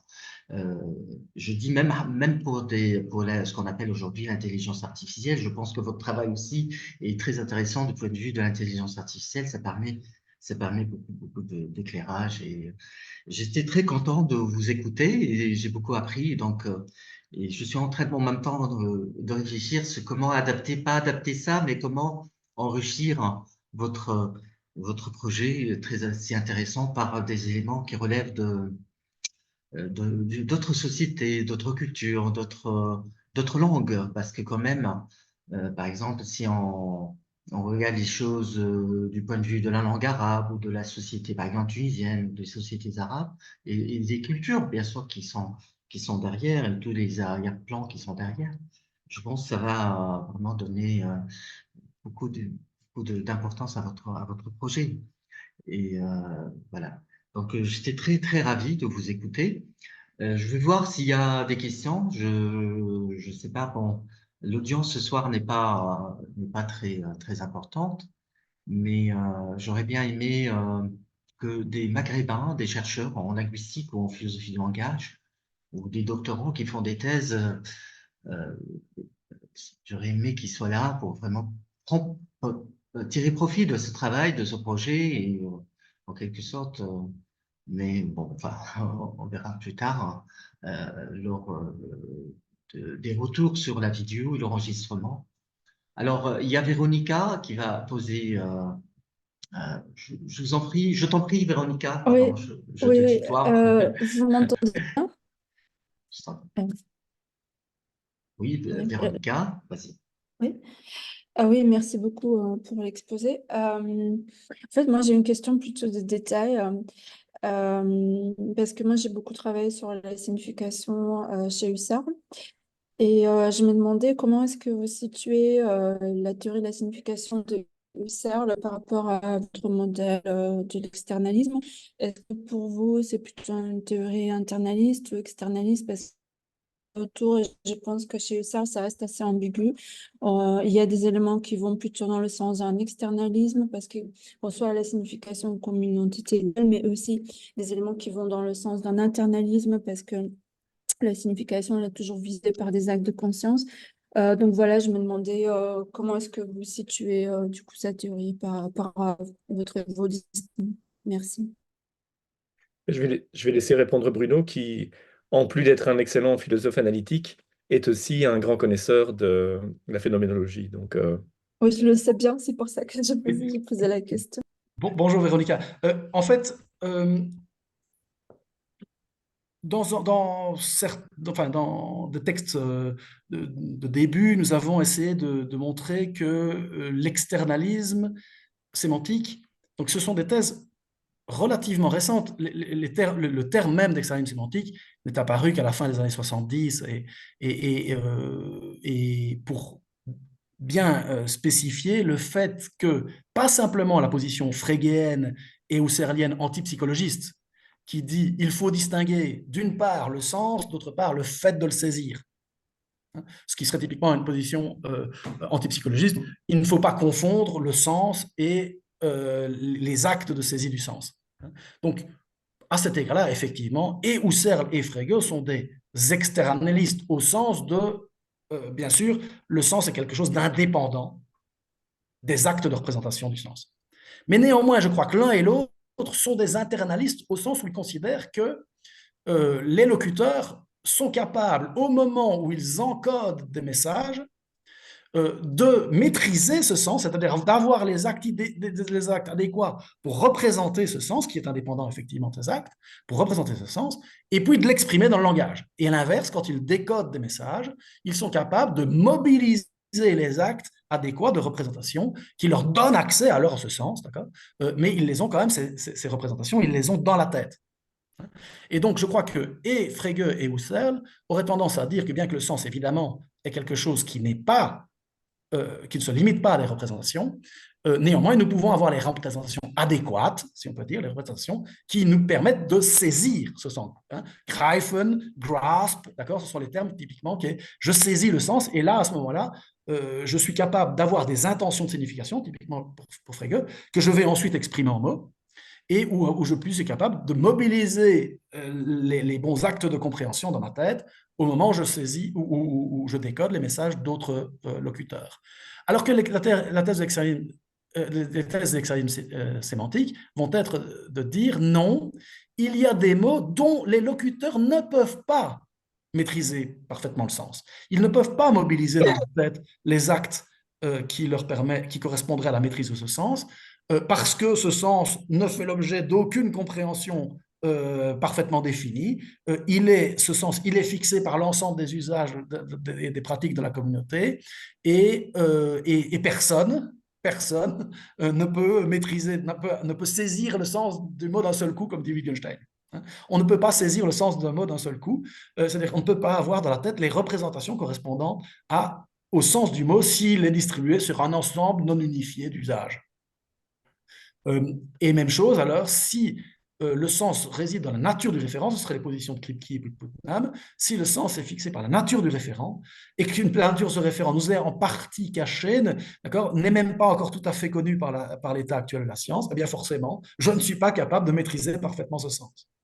Et puis alors, la thèse plus burgienne, c'est et si le sens réside dans une définition, mais que la plupart des locuteurs ne maîtrisent pas, bien précisément, ils vont utiliser le mot dans un sens qui leur échappent partiellement, hein. Et toutes les positions vraiment de l'extérieur sémantique, ce sera, bien que les locuteurs, deux locuteurs peuvent avoir les mêmes représentations, et néanmoins entendre le mot dans des sens différents, soit parce qu'ils appartiennent à des communautés qui les utilisent en fait différemment, bien qu'ils n'en étaient pas conscients, ou bien soit parce qu'ils relèvent de mondes où les substances sont faites en fait de nature différente, bien qu'ils n'en étaient pas conscients, ou bien parce qu'ils appartiennent à des communautés où les experts ont défini le mot de manière différente. Un qui appartient à une communauté où on exige pour qu'il y ait contrat, qu'il y ait signature ou qu'il y ait témoin, et un qui appartient à une communauté où on ne l'exige pas. Eh bien, bien que les deux locuteurs peuvent avoir la même compréhension, ils n'utiliseront pas dans le même sens. Et ça, je crois que c'est typiquement anti-husserlien. Je crois quand même que Husserl aurait dit, bah, si, ce qui compte, c'est quand même l'intention de signification du locuteur. Et donc, deux locuteurs qui ont la même intention de signification comprennent le mot dans le même sens, dirait Husserl. Alors que les thèses sémantiques sont des thèses qui sont à cet égard anti-frégéennes et anti-husserliennes, que d'une certaine façon, le sens des mots échappe même aux locuteurs qui utilisent les mots. C'est vraiment ce qui a été d'abord très contre-intuitif, c'est je peux utiliser des mots dans un sens que je ne maîtrise pas. Merci.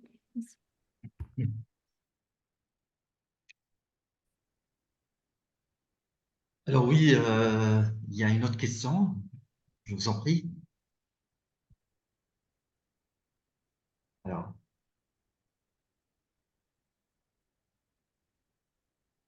Oui, bonsoir.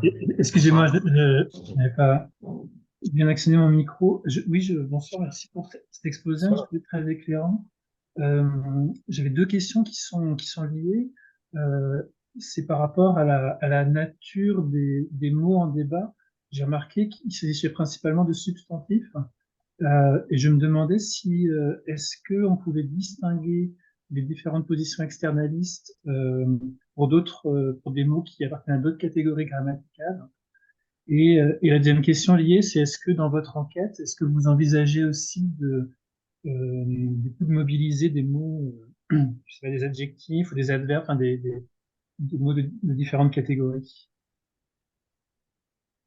Merci pour cette question. C'est une très bonne question, évidemment, hein. Donc, disons que comme notre enquête empirique est encore une sorte d'enquête exploratoire, elle est déjà pas facile à concevoir. Vous avez remarqué notamment que pour essayer de saisir les intentions, les dispositions différentielles qui correspondraient à l'externalisme indexical, on devait créer des scénarios avec des développements futurs de la science, etc. Donc, c'est déjà d'un point de vue cognitif, en tout cas, c'est déjà relativement exigeant par rapport aux participants. Et d'un point de vue cognitif, c'était aussi très exigeant pour nous d'arriver à développer le dispositif, et particulièrement pour Bruno qui a plus contribué que moi. Euh, et donc, ce qu'on a fait, c'est qu'on s'en est tenu à... donc, on a utilisé notamment des mots qui ont déjà été discutés du point de vue des thèses métasémantiques, mais aussi parfois certaines personnes parlent de déférence par rapport à des termes comme contrat ou comme arthrite. Euh, et donc, là, c'est un peu par facilité dans un premier temps, on a choisi des substantifs. Vous aurez remarqué qu'on a ajouté aux substantifs, disons, classiques, genre eau, or, contrat, arthrite, on a rajouté une série de substantifs qui sont comme meubles, par exemple. On pourrait dire, il y avait sofa chez Burge. Mais enfin bon, on a déjà développé, disons, un peu les champs sémantiques, mais c'est clair on n'a pas été puisé du côté des adjectifs et des verbes. Maintenant, je pense que il n'y a pas de raison pour que, au minimum, des adjectifs descriptifs, peut-être plutôt que des adjectifs évaluatifs, puissent faire l'objet en tout cas dans un premier temps, enfin dans un second temps, peut-être que les évaluatifs, on y arrivera, des adjectifs tels que bon, ou je suppose que ce serait intéressant aussi, mais c'est encore plus compliqué, me semble-t-il. Et pour ce qui est des verbes, je crois qu'on peut aussi, oui, on peut très bien imaginer avec un autre collègue, il y a pas mal de temps, on avait travaillé sur la différence et on avait pensé au verbe marcher. Enfin, c'était walk parce qu'on avait écrit l'article en anglais, mais on avait pensé notamment à la différence éventuellement de communauté linguistique si on pense à marcher au quotidien et marcher, ce que c'est marcher pour un marcheur olympique. Où il y a des contraintes très particulières. Bon, je sais pas si vous avez déjà vu des épreuves de marche aux Jeux Olympiques ou dans les championnats d'athlétisme, ces gens marchent d'une manière extrêmement bizarre, mais qui est extrêmement codée. Et donc, les contraintes qui pèsent sur l'utilisation du mot marché là sont assez différentes de celles qui pèsent sur l'utilisation du mot marché euh, dans, dans le langage de tous les jours. Donc, je pense qu'il y a tout à fait moyen de créer un dispositif expérimental ou d'ajouter au dispositif expérimental des verbes et des adjectifs. Euh, Maintenant, des choses comme des prépositions, des pronoms, etc., ça devient, plus les mots sont grammaticaux, plus ça va être difficile. Parce que l'idée est quand même que euh, pour au moins une de ces thèses, pour la thèse de l'externalisme social conventionnel, il faut qu'il y ait la possibilité d'une définition descriptive. Et c'est pas toujours évident pour des pronoms, des prépositions, des conjonctions, d'avoir des définitions descriptives. Euh, Bruno? Oui, ben, je voudrais ajouter quelque chose, c'est-à-dire que pour ce qui est de ce dispositif empirique, donc clairement, ce que nous avons plutôt fait depuis que nous l'avons conçu, si on peut dire, c'est essayer de discuter avec la communauté sur l'intérêt du dispositif, hein, et sur la pertinence pour essayer effectivement d'éclairer un certain nombre de débats sur l'extrémisme sémantique. Mais il est clair que les résultats que nous avons obtenus ne sont pas en soi très significatifs. Je crois qu'un bon statisticien pourrait, d'accord, même si on l'a quand même testé sur près de 400 personnes, d'accord, donc c'est pas nul, mais très vite la question de la représentativité de l'échantillon serait posée parce que nous avons interrogé des étudiants universitaires et des étudiants universitaires belges, d'accord, qui ne représentent pas toute la francophonie, qui ont un certain niveau d'instruction, et bien sûr, les gens, on peut suspecter qu'il y a un biais là, que le niveau d'instruction peut peser par exemple sur la confiance qu'ils font à la science. Hein. Et donc on sait bien que les résultats qu'on a obtenus là ne méritent pas en soi publication. Ce que nous avons travaillé, c'est le dispositif. Et très vite, et bien sûr, en discutant avec les gens sur le dispositif, ils nous ont posé des questions que vous nous posez, que Andy a posé tout à l'heure en disant, est-ce qu'on ne devrait pas voir si dans d'autres cultures, d'abord, dans d'autres régions de la francophonie, première chose, hein, et puis dans d'autres langues, hein, et puis dans d'autres niveaux sociaux, et puis dans d'autres, d'accord, s'il n'y a pas des variations importantes sur le type de différence. Et bien sûr, ça, c'est quelque chose qui mériterait de faire. Et vous voyez bien que ça, c'est alors des recherches empiriques à très grande ampleur. Il faut multiplier le dispositif à tous les égards, etc. Et bien sûr, ça, c'est quelque chose que devrait faire toute une communauté, si on peut dire. Hein. Donc oui, nous pensons que ça vaut bien sûr la peine, parce que ce que nous constatons, disons, très rapidement, c'est qu'effectivement, il y a des tendances différentielles un peu différentes pour les différents mots, mais qui est aussi de grande variété d'un locuteur à l'autre. Il y a des gens qui font presque systématiquement confiance à l'usage, des gens qui font presque systématiquement confiance aux informations sur le développement futur de la science. Enfin, d'accord. Donc, on a déjà, disons, des bouts d'éléments de ce type-là.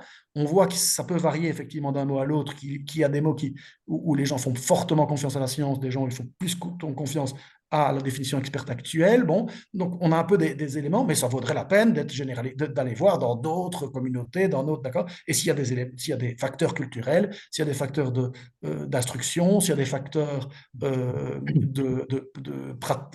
si ça varie d'un endroit de la francophonie à l'autre, et puis bien sûr d'une langue à l'autre, etc. C'est la première chose. Et puis, bien sûr, est-ce qu'on pourrait le faire pour d'autres termes que les substantifs? C'est la question de Davy. Et là, je crois que, bien sûr, Philippe a dit, il y a pas de raison de penser qu'on ne pourrait pas le faire aussi pour des adjectifs ou des verbes. Il l'a déjà en partie fait. Euh, et je pensais, par exemple, on peut le faire peut-être pour des connecteurs logiques. Ce serait intéressant. C'est-à-dire que pour les connecteurs logiques, on pourrait dire la définition intuitionniste du ou, c'est la définition, d'accord, de frégéenne du ou, et vous, comment est-ce que vous comprenez le ou? Et il y a des jonctions inclusives, des jonctions exclusives, et on pourrait tester, d'accord, comment des gens évaluent la phrase et puis voir quelle serait l'autorité à laquelle il ferait confiance s'il voulait l'évaluer davantage.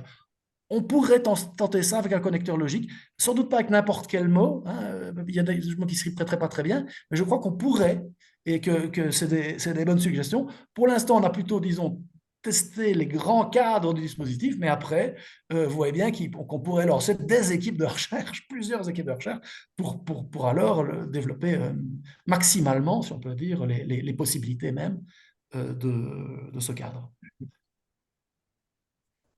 Oui, si je peux, j'essaie de savoir comment je dois lever la main, là, mais j'ai pas trouvé, désolé.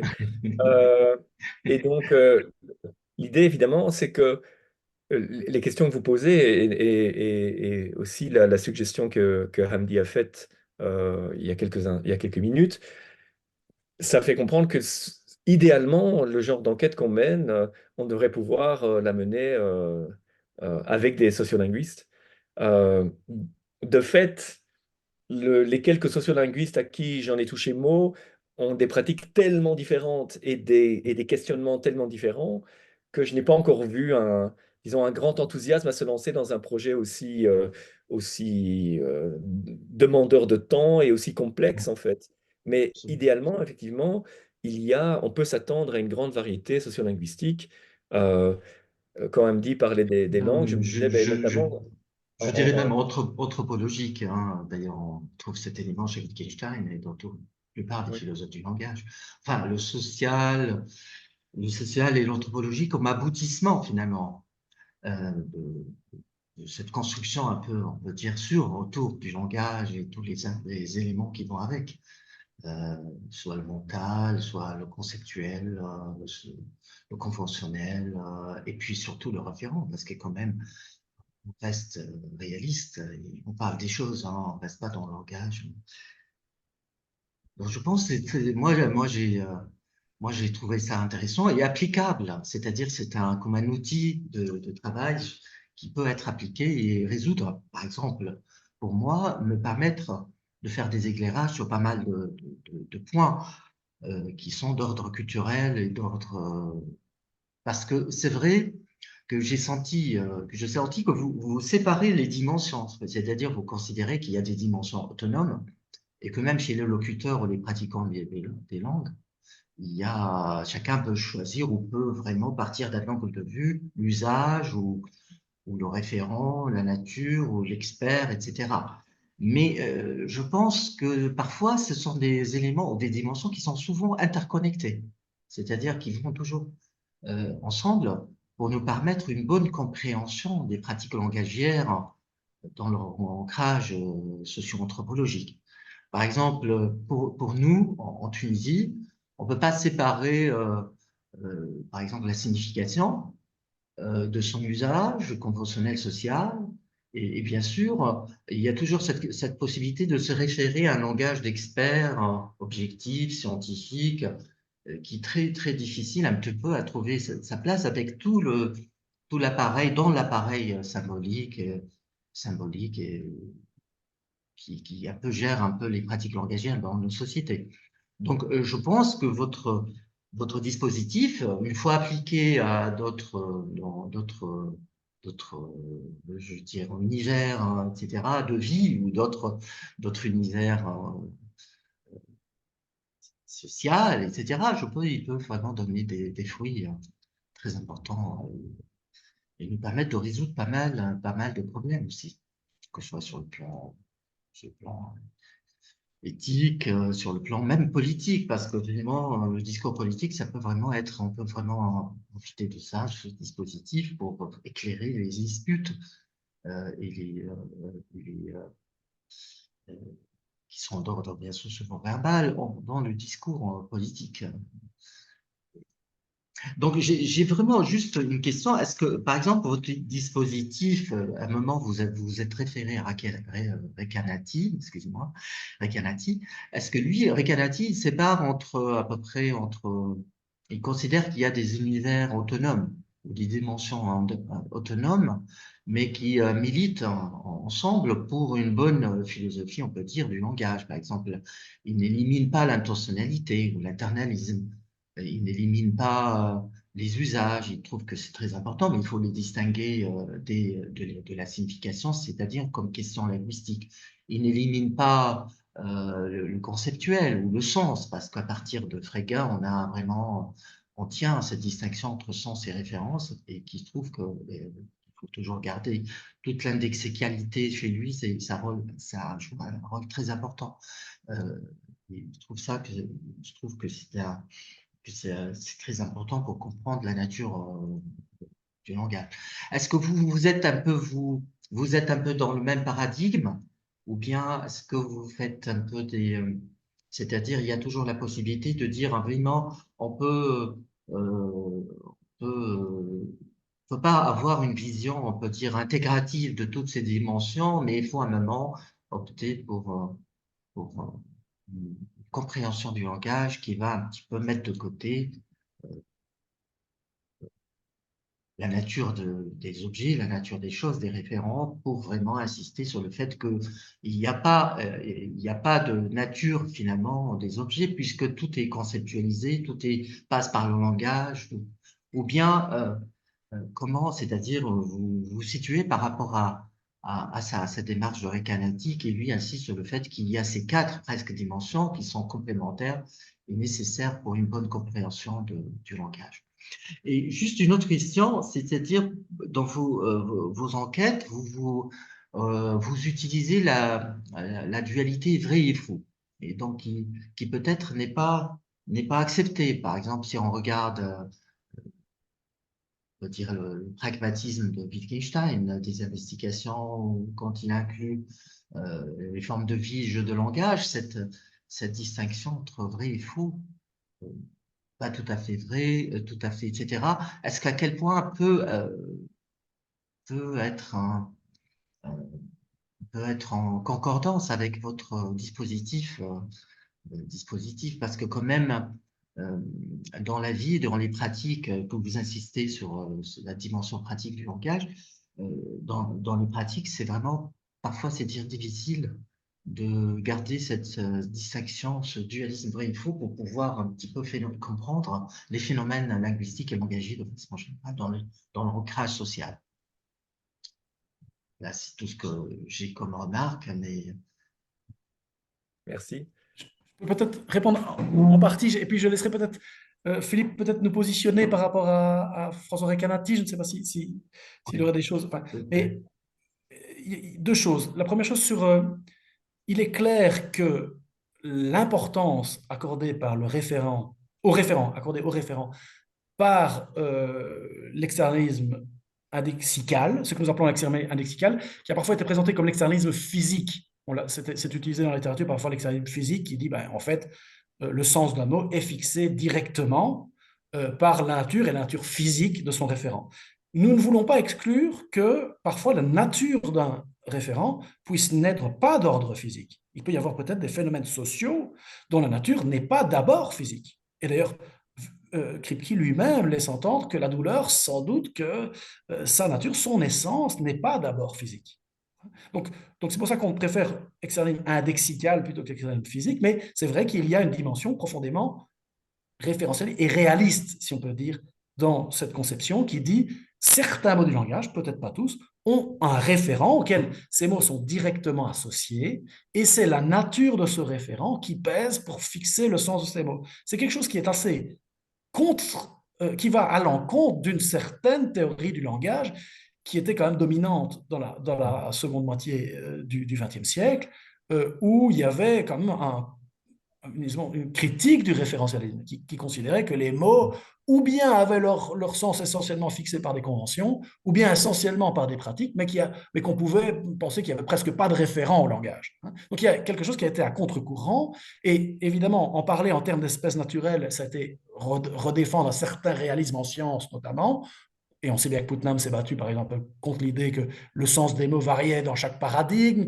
qu'il y avait quand même un sens transversal du mot haut qui était resté courant, qui était resté constant au fil de l'histoire, même si les théories scientifiques à son égard avaient changé, hein, et les manières d'aborder même la science avaient changé. Donc il y a une conception réaliste. Et nous, ce qui nous a intéressé, c'est de voir est-ce que ça ne vaut que pour les termes d'espèces naturelles. Et on avait des bonnes raisons, notamment dans la littérature, de voir que ça valait aussi, par exemple, pour des termes qui valait qui valait pour les sciences sociales ou qui était utilisé dans les discours normatifs. C'est ce que font Schroeter et Schretter en disant qu'il y a des mots comme démocratie, justice, etc., qui ont peut-être, enfin, qui font l'objet d'intuitions si un peu réalistes. On a l'impression qu'on garde le même sujet, même quand les conceptions, les théories même de la justice varient d'une époque à l'autre. On a quand même l'impression qu'on parle de la même chose quand on parle de la justice, quand on parle de la démocratie ou quand on parle du bien. Hein. Donc voilà un petit peu. C'est clair que c'est cette dimension-là du langage que nous avons voulu faire réapparaître, enfin, c'est notamment cette dimension-là que nous avons voulu faire apparaître, et la contraster avec d'autres conceptions. Alors, ça ne veut pas dire que tout ça ne s'articule pas, bien sûr, dans des théories du langage, il y a certainement des articulations, mais c'est intéressant de voir quand même que tous les mots du langage ne fonctionnent peut-être pas tous de la même façon, que la dimension référentielle peut être plus forte pour certains mots du langage que pour d'autres, et peut-être pas simplement pour les termes d'espèces naturelles. C'était une de nos hypothèses au départ, qu'il y avait quand même une dimension référentielle qui pouvait peser, pas simplement pour les termes d'espèces naturelles. L'autre chose, c'est sur la dernière question que tu as posée, mais il faut que je m'en souvienne, parce que je savais que je voulais réagir, c'était sur Wittgenstein. Pour le vrai-faux.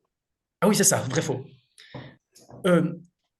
Les débats tels que nous avons pris, si on peut dire, dans la question de l'externalisme sémantique, c'est le sens tel qu'il pèse dans les conditions de vérité d'un énoncé, de quoi dépend-il? Et donc, évidemment, c'est ça que nous avons voulu mesurer. Hein. Pour évaluer la valeur de vérité des énoncés, qu'est-ce qui compte pour fixer ces conditions de vérité? Le sens du mot, en quoi est-ce qu'il intervient dans les conditions de vérité de l'énoncé? Et donc, on voulait savoir, et donc c'est précisément pour ça que nous avons demandé à des gens d'évaluer des énoncés et d'énoncer la valeur de vérité de l'énoncé. Hein. Et puis, on voulait alors identifier comment ils considéraient, d'accord, que le sens tel qu'il pèse dans ces conditions de vérité était fixé. Maintenant, dans le dispositif nous-mêmes, nous n'avons pas voulu trancher sur la question de est-ce que la valeur de vérité est tranchée, c'est juste vrai ou faux, ou bien est-ce qu'il y a des états intermédiaires. Nous-mêmes, nous avons laissé la possibilité d'états intermédiaires, tout à fait vrai, un peu vrai, etc. Ce n'est pas tellement parce que nous avions une théorie de la vérité à cet égard-là, c'était parce que nous nous rendions compte que pour un certain nombre d'énoncés, le tapis est un meuble, la télévision est un meuble, les gens voudraient ne pas les évaluer exactement de la même façon que la table est un meuble. Donc, nous voulions leur laisser la possibilité de ne pas devoir simplement trancher en vrai-faux, de pouvoir dire, ben là, j'hésite. Et puis, justement parce que j'hésite, alors, j'aimerais bien avoir des informations sur, au fond, le sens de ce mot-là. Ça m'aiderait à les évaluer davantage. Et on s'est rendu compte, d'ailleurs, que ça, c'est une donnée qu'on a eue un peu de notre enquête, même si elle doit bien sûr être confortée par des enquêtes similaires, mais que les gens avaient tendance à plus changer la valeur de vérité d'un énoncé quand ils avaient mis une valeur intermédiaire que quand ils avaient mis d'emblée une valeur extrême. Quand ils avaient mis d'emblée une valeur extrême, c'est en fait, ils avaient un haut indice de certitude sur cette valeur de vérité-là, et souvent l'information supplémentaire qu'ils recevaient ne les amenait pas à changer de valeur de vérité. Par contre, il y avait un poids quand ils avaient évité, quand ils avaient choisi une valeur intermédiaire. Là, souvent, alors l'information dont ils disposaient les confortait souvent, hein, ou parfois les amenait à être plus prudents dans la valeur de vérité d'un énoncé qu'ils avaient évalué. Donc voilà un petit peu, c'était un dispositif ici pour voir en quoi les dispositions différentielles pouvaient peser sur les valeurs de vérité qu'une prise de position sur le caractère binaire ou graduel des valeurs de vérité. Ça, nous n'avons pas pris. Il y a beaucoup d'éléments de notre dispositif qui sont des éléments méthodologiques, si on peut dire, et qui ne sont pas nécessairement des prises de position théoriques dans des grandes questions philosophiques.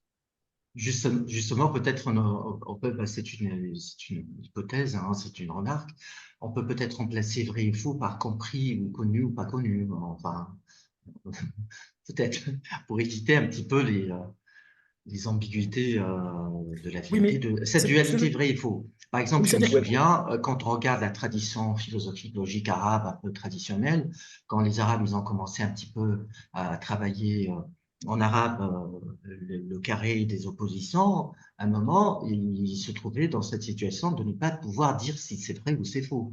Donc, ils ont dit, ah, c'est pas connu, on connaît pas. Jusqu'à maintenant, غير معلومة أو مجهولة. On ignore ça. On ignore si c'est vraiment, c'est dans votre logique, pour rapprocher cette valeur du vrai ou du faux en fonction du contexte, parce que c'est une proposition qui dépend des choses, enfin, du progrès de la connaissance, et comme l'a bien dit Frege.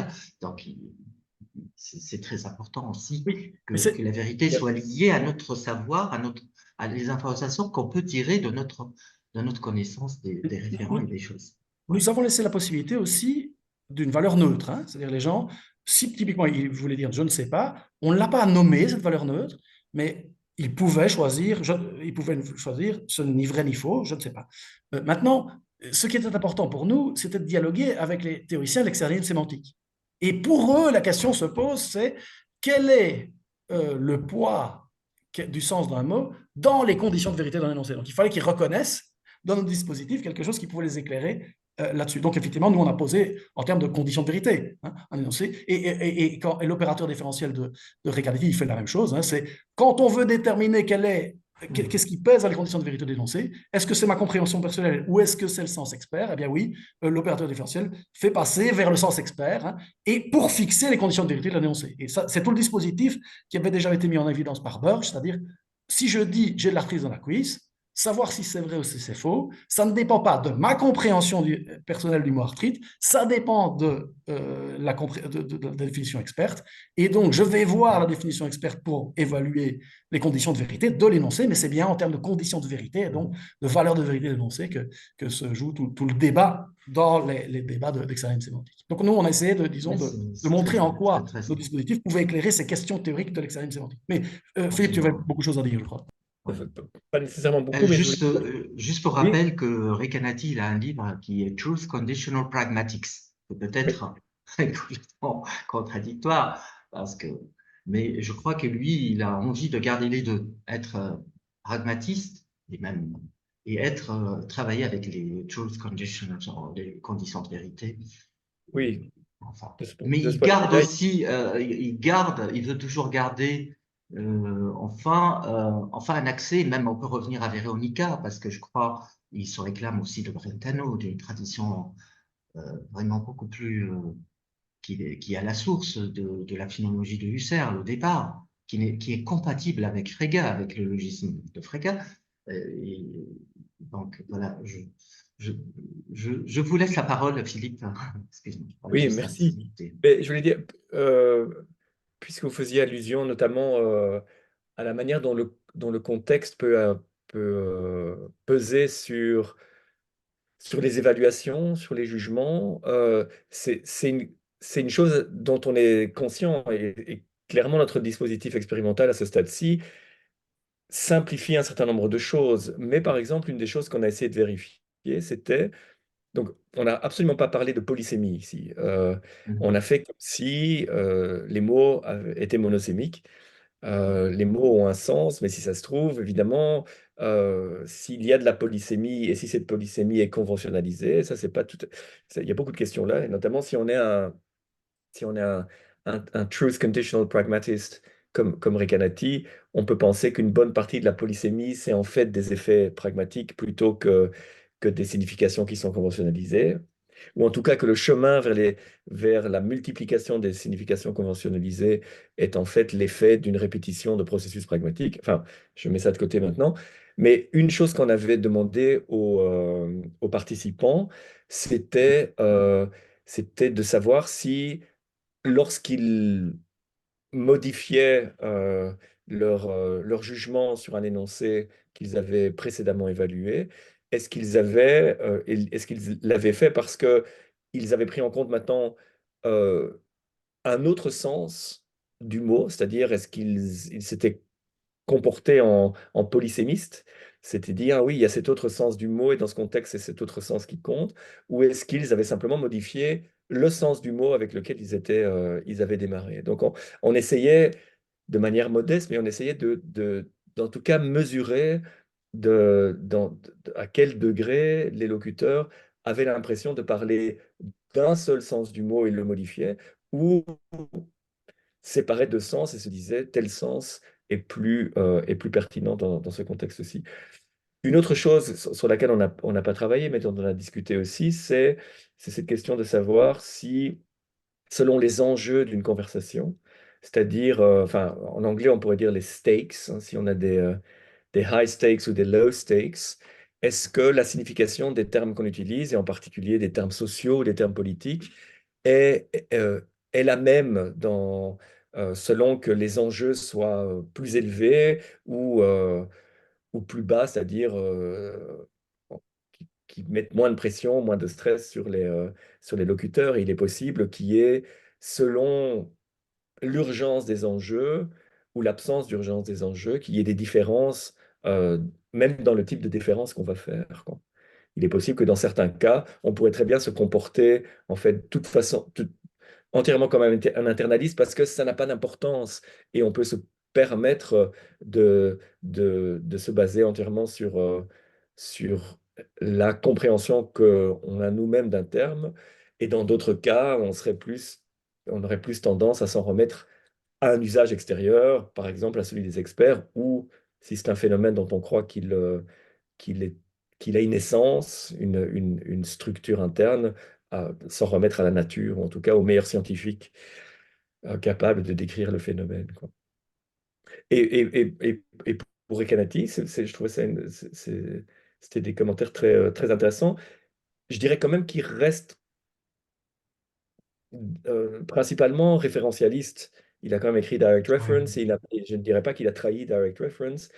Et, et même dans sa théorie des mental files, donc dans les dossiers mentaux, on peut avoir des significations descriptives, mais ce n'est pas les significations descriptives qui déterminent l'extension des dossiers mentaux.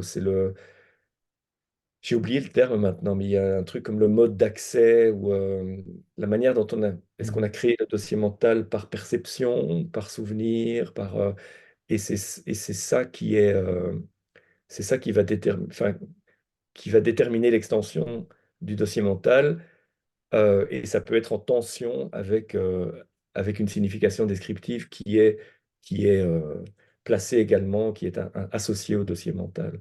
Donc, je pense qu'il reste, effectivement, il a envie d'être attentif à tous Oui, à- absolument. Ouais. à tous ces aspects. Et je pense qu'il reste... Dès le Oui, départ de son livre, il dit: je ne suis pas descriptiviste, mais dans un sens qui définit, c'est pas dans le sens que tu oui, utilises maintenant. Il dit: je ne suis pas descriptiviste et je ne construis pas la réalité. C'est-à-dire, c'est pas la réalité, comme beaucoup de philosophes analytiques, je crois, euh, début du siècle. Donc, pour moi, une chose ou un référent, c'est pas un ensemble de prédicats ou de qualités. C'est pas dans un univers qualitatif. Il veut un accès direct, au sens oui, même phénoménologique, au sens phénoménologique, il veut un accès pas aux essences, mais un accès direct aux référents dans leur singularité. Voilà le mot.